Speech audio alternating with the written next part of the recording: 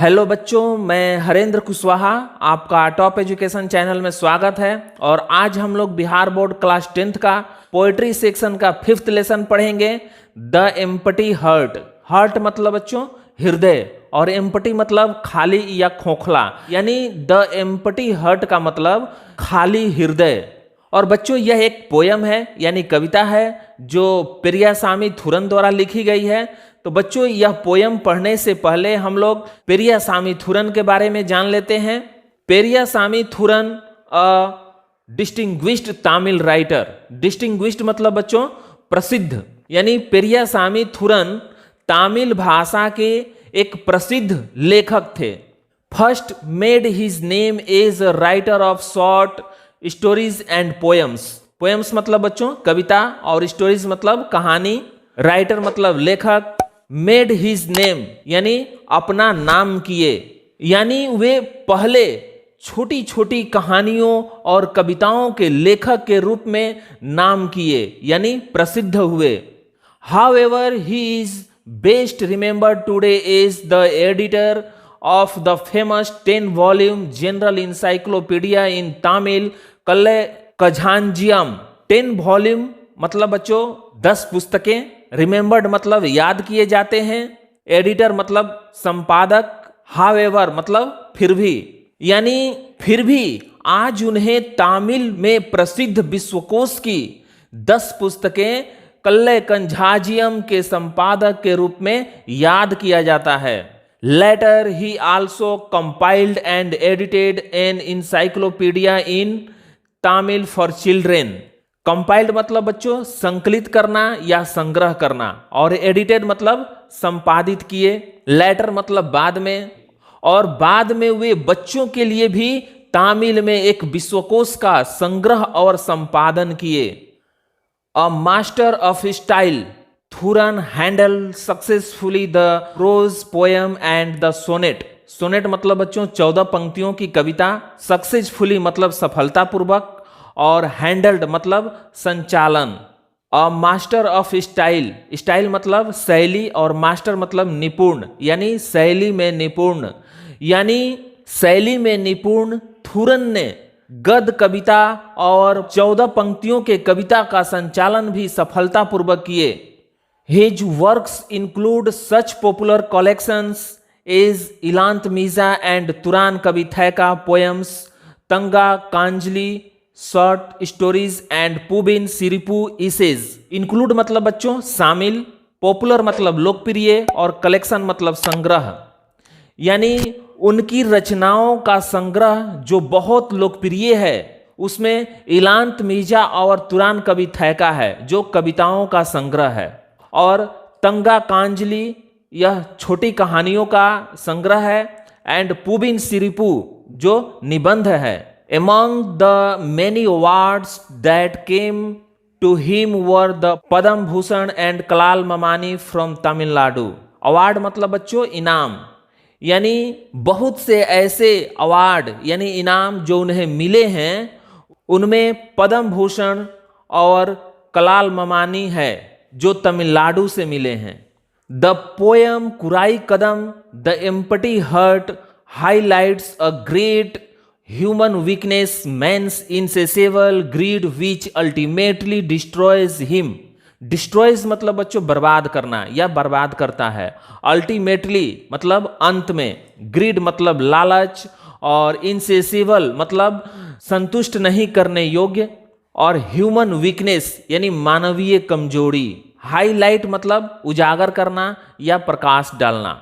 और बच्चों जो हम लोग पोयम पढ़ेंगे द एम्पटी हर्ट, उसी को तमिल भाषा में कुराई कदम कहा जाता है। यानी कुराई कदम यानी बच्चों द एम्पटी हर्ट पोयम मानवीय कमजोरी पर प्रकाश डालती है, और मनुष्य की सबसे बड़ी कमजोरी है उसकी लालच, और वही लालच मनुष्य के नाश, और वही लालच अंत में मनुष्य के नाश का, बर्बादी का कारण बनती है।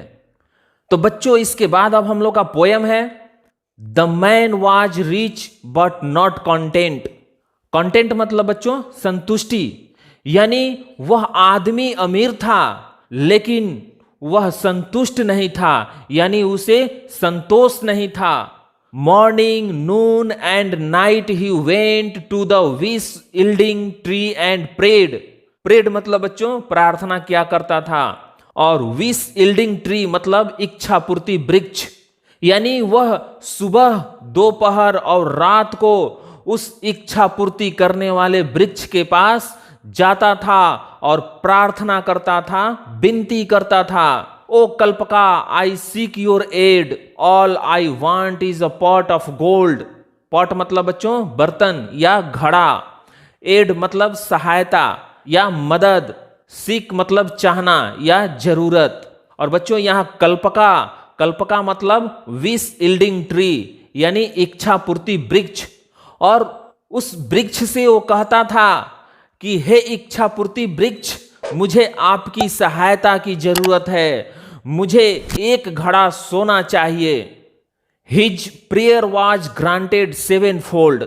सेवन फोल्ड मतलब बच्चों 7 गुना, और ग्रांटेड मतलब स्वीकार कर ली गई, यानी उस व्यक्ति की प्रार्थना इच्छा पूर्ति वृक्ष द्वारा स्वीकार कर ली गई, और वह एक घड़ा सोना मांग रहा था। उसके बदले में उस इच्छा पूर्ति वृक्ष ने उसे 7 घड़ा सोना दे दिया। For as a gift to him was given. As a gift मतलब बच्चों उपहार स्वरूप, और गिवेन मतलब दे दिया गया, यानी उसे उपहार स्वरूप 7 घड़ा सोना दे दिया गया। Glistening gold in pictures 7। Glistening मतलब बच्चों चमक रहे थे, चमचमा रहे थे, और 7 घड़े में सोना चमचमा रहा था, चमक रहा था। 7 silver pictures were now with him. Pictures मतलब बच्चों घड़ा, सिल्वर मतलब चांदी। अब उसके पास 7 चांदी के घड़े थे, each with gold coins filled to the brim. Brim मतलब बच्चों घड़े के मुंह तक, फिल्ड मतलब भरे हुए थे, कॉइन मतलब सिक्के, यानी प्रत्येक घड़े यानी 7 घड़े सोने के सिक्कों से घड़े के मुंह तक भरे हुए थे।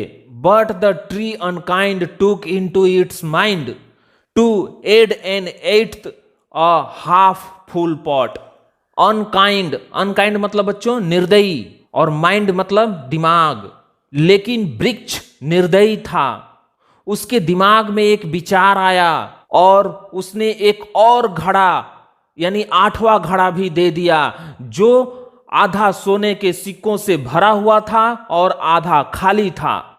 To fill this quick was his thought, the 7 full vessels he clean forgot.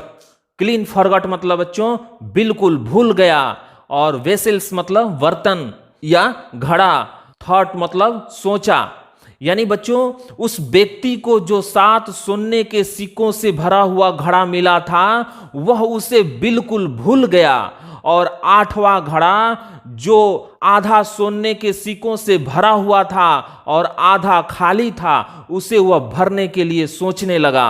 The demon desire now made him mad. Desire मतलब बच्चों इच्छा, चाह या लालच। डेमन मतलब राक्षस, दैत्य, दानव या दुष्ट आत्मा, यानी उसके अंदर का लालच रूपी दुष्ट आत्मा ने उसे पागल कर दिया। To mother, wife, children good bye he bade. Good bye मतलब अलविदा, यानी बच्चों उस घड़े को भरने के चक्कर में वह अपनी माँ, पत्नी और बच्चे को भी भूल गया, सबको अलविदा कह दिया, यानी अब उसके पास अपनी माँ, पत्नी और बच्चों से बात करने तक का नहीं समय था। He rose before cock crow past midnight he worked. Midnight मतलब बच्चों आधी रात, बिफोर कॉक क्रो यानी मुर्गा बोलने से पहले, यानी वह उस घड़े को भरने के चक्कर में वह मुर्गा बोलने से पहले भोर में ही उठ जाता था, और देर रात तक यानी आधी आधी रात तक वह काम करते रहता था। ईटिंग, ड्रिंकिंग एंड स्लीप ही सर्क्ड। सर्क्ड मतलब बच्चों भागना, त्यागना, यानी वह उस घड़े को भरने के उद्देश्य से खाना, पीना और सोना भी त्याग दिया, छोड़ दिया। He wrecked his health, his conscience sold. Conscience मतलब बच्चों भले बुरे का ज्ञान या अंतरात्मा की आवाज, और रेक्ड मतलब बर्बाद कर दिया या नष्ट कर दिया। यानी उसने अपने स्वास्थ्य को भी धीरे धीरे नष्ट कर दिया, बिगाड़ दिया, अपनी अंतर आत्मा की आवाज को बेच दिया। यानी अब उसे सही और गलत में कोई फर्क नहीं दिखता था। And tried all tricks to gather gold. Gather मतलब बच्चों इकट्ठा करना, ट्रिक्स मतलब उपाय, और ट्राइड मतलब कोशिश किया। यानी उस घड़े को भरने के लिए जो कुछ भी करना पड़ता था वह करने लगा।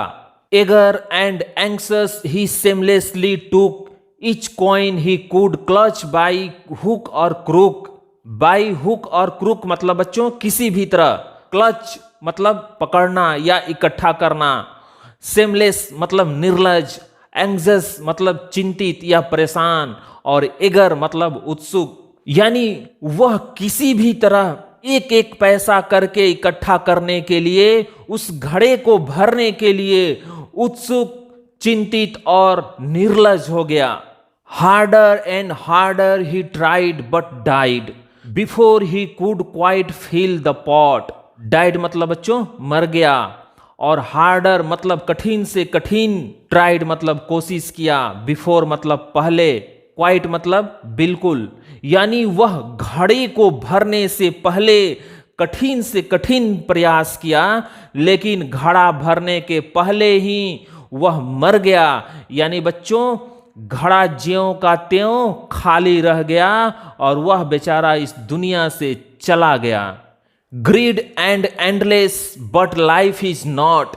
ग्रीड मतलब बच्चों लालच, और एंडलेस मतलब अनंत।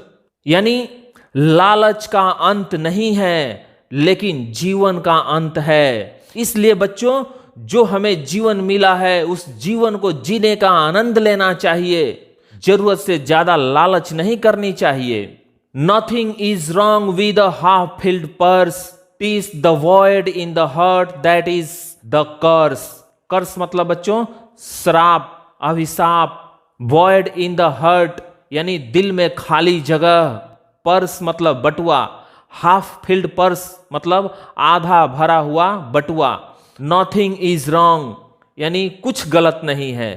यानी बच्चों आधा भरा हुआ पर्स यानी बटुआ में कोई दोष नहीं है, कोई बुराई नहीं है, लेकिन दिल का खाली होना यानी मन में लालच होना बुरा है, श्राप है, अभिशाप है। यानी बच्चों इस कविता के माध्यम से कवि हमें यह बताना चाहता है कि हमें ज्यादा लालच नहीं करना चाहिए, क्योंकि लालची व्यक्ति अपने जीवन का पूरा आनंद नहीं ले पाता, और लालच बस धन इकट्ठा करने के चक्कर में वह अपना सारा सुख चैन खो देता है, और जिस धन के लिए वह दिन रात मेहनत करता है वह धन यहीं छोड़ करके इस दुनिया से चला जाता है।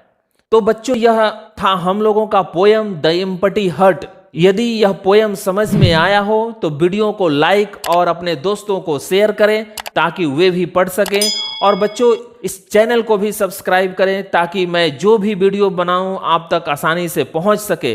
तो बच्चों आज के लिए बस इतना ही, फिर मिलेंगे नेक्स्ट वीडियो में नेक्स्ट चैप्टर के साथ। तब तक के लिए धन्यवाद।